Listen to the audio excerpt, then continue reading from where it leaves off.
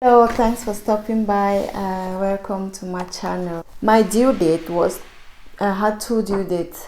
One was 28th of April and the next one was 2nd of May. Okay, so 28th of April came, no sign of labor. And you know, towards the end of pregnancy, you are not wait. Like, you just want everything for the baby to come out. I was exercising, working like crazy, but no sign of labor.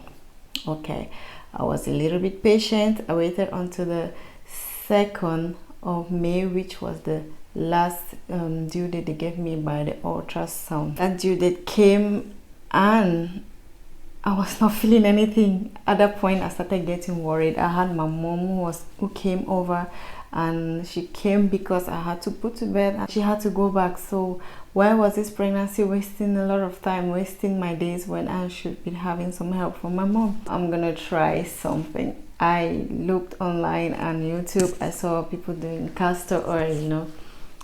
So I went out, bought my castor oil, came back, and I took 1 teaspoon of it at night before bed. And then I heard people take 2 or 3 teaspoons, but I was very careful, so I just took 1. And then I started having menstrual cramps, kind of. I was like, okay, this is something starting right now. I was so excited. I was like, you know, when you're trying to force your body to like bring on the labor, I was like trying to consume the pain in my head. I was trying to make the pain be more than what it is, because it was very bearable. It was just like menstrual cramps, like very mild menstrual cramps, so it was not like labor yet. In the morning, every morning, by the way, my mom asked me, how did you sleep? And I'll say fine. She was like, okay. So that day I said no, not fine. She said, oh wow, okay, something is happening. The baby, she is very hyped. The baby is coming. It might come today, you know, so you better be ready. I was like, okay. But 11 a.m. that day and the whole day, nothing. That night, nothing. The next day, nothing. The other day, nothing. So I'm talking about until the 5th of May, no baby. All right, this baby has to come, right? I took now 2 spoons of castor oil on the 5th, the night of the 5th, and then I went to bed. That night, the pains, the cramps that I had was more intense than the previous one. So it was like really, I couldn't sleep. It was unbearable, but not like hardcore pain, you know. I woke up, took a walk all by myself in the dark, in the living room, up and down, everywhere around in the house. I was walking like my intention was to make the labor, just to help the labor just come full swing. It was painful. I really felt like maybe I can cry, but I was like happy, like oh, I'm in labor. But it was like, yeah, mini labor, as I can call it.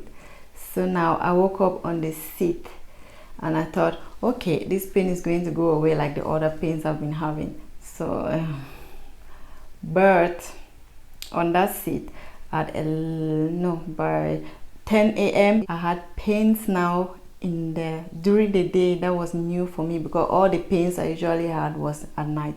So since I had pain during the day, that was a very positive sign. 15 minutes, it went down to 8 minutes, and then 7 minutes, but very, very painful at 1 p.m.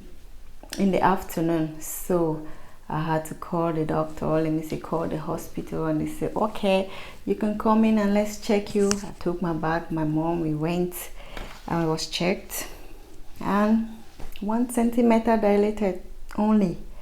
I was sent back home. Standing and taking walks is like, it's coming, and it's so painful that I cannot even walk. I'm like, oh my god, what is this? We have to go back to the hospital. I feel it's really coming now. It's like pains that I can really scream, but I don't really want to scream right now. 3 p.m. we went back to the hospital. I was checked again by the same midwife that took me in the first time. She said, well, there's some progression. I said, oh yeah, how many centimeters? 2, just 2.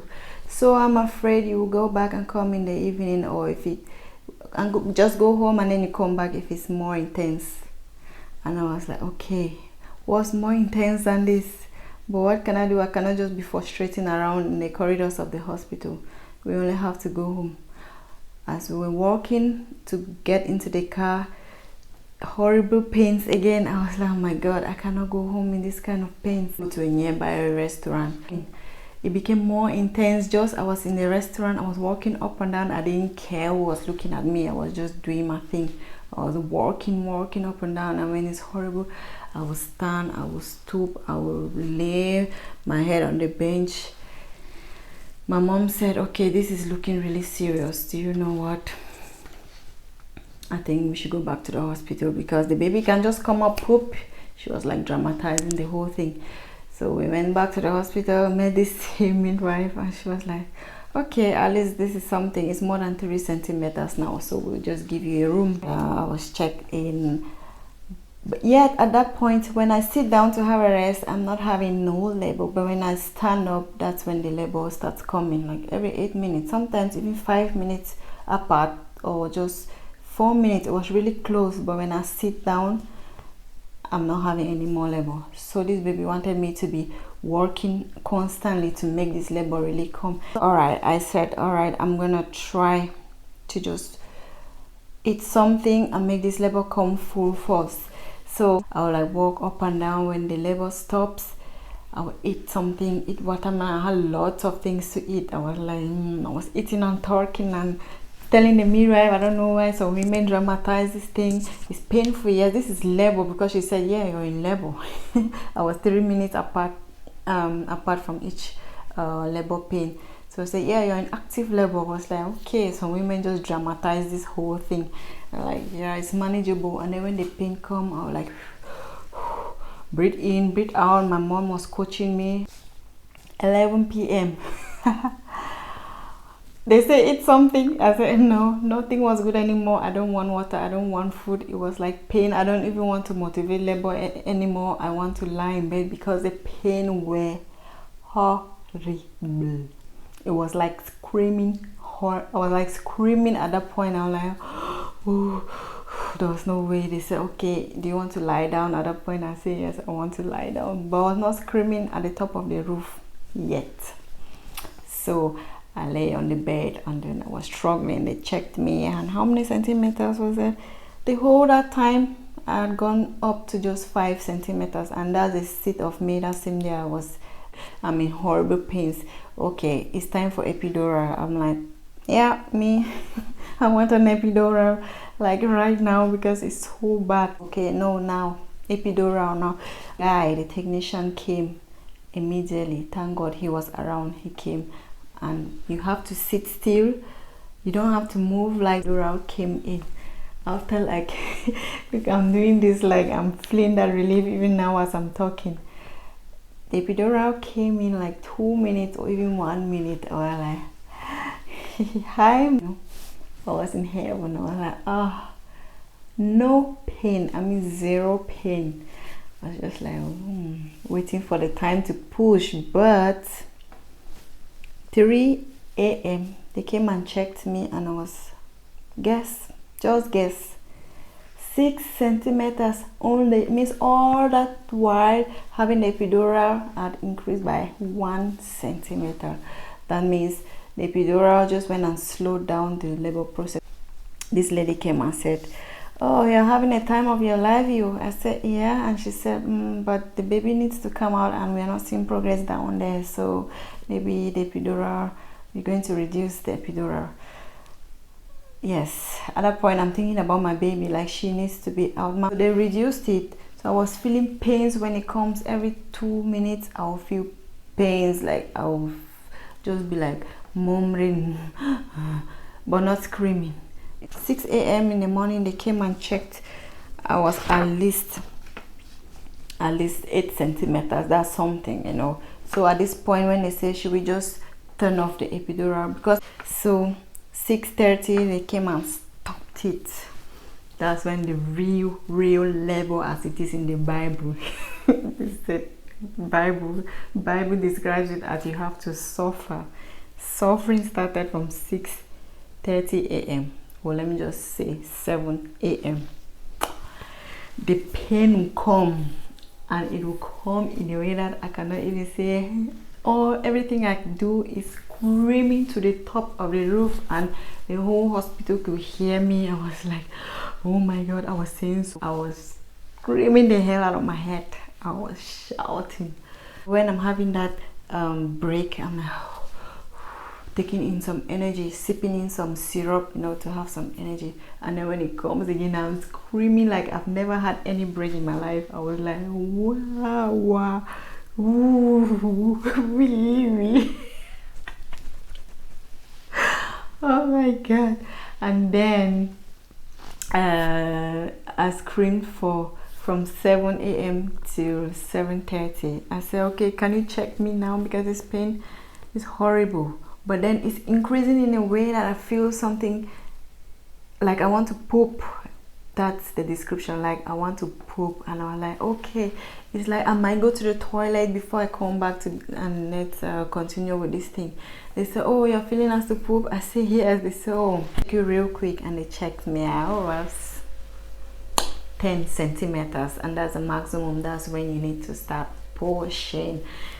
Depends on, they came, arranged everything, prepared everything, and then now to receive the baby. All right, about when I was to push, that's when my water broke. So they said, okay girl, you're ready to push? I said, yeah, I am. So the pains were intense. So you have to push only when the pains come, and then when the pain go away, you rest and take your breath. And then when the pain comes back, that's when you have to push. So the pains came. They say, okay, start pushing. I will hold on tight to the bed and I'll, start doing what I have to do. Pushing all I can. Last, my nerves, my veins were coming out through my neck. I was like doing my best to have this baby go out safely.